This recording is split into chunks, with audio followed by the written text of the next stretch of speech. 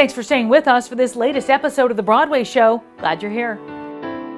He's Broadway's newest Evan Hansen, and he's this week's fresh face.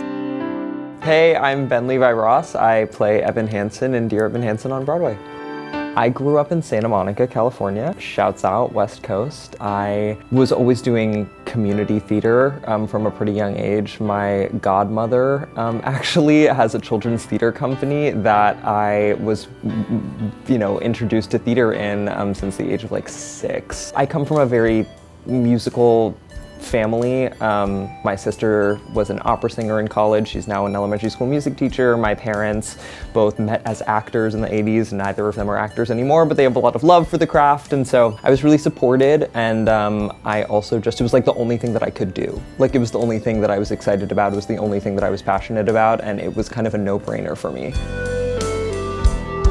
I joined Dear Evan Hansen in late 2017. Oh my God, so long ago. As an understudy, I joined as a cover for Evan, Jared, and Connor under Ben Platt when he was still in the show. For the last 2 months, I think he was there. And then I left to launch the first national tour in 2018.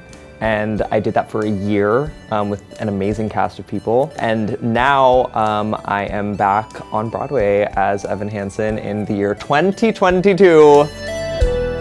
It's been so wonderful to come back to the theater where I started and just really feel how much I've grown as a person, and also just reconnect with so many of the people that I did the show with on tour because they're some of my favorite people in the world. So the funny thing about Tick, Tick, Boom is that I was with everyone on set on the very first day of filming, and then 1 week later, everything shut down. While everyone was sort of sitting around waiting, I was also sitting around waiting to hear what was gonna happen with Tick, Tick, Boom, and that was really when I realized and was sort of pushed into recording this music. I'm bored of the pain, the anger, disdain.